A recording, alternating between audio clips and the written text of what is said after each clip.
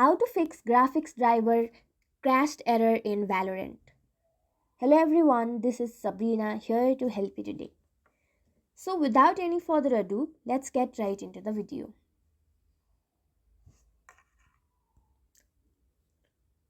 The first step is to restart your STEM application.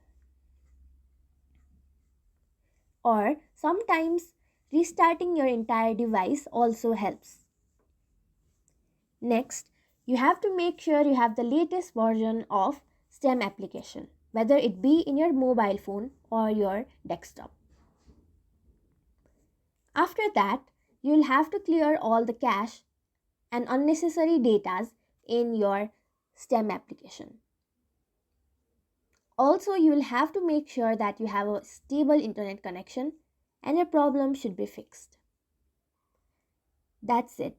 Thank you for watching this video. Make sure to like, share and subscribe to our YouTube channel. If you got any question, comment them down and I'll catch you in the next one.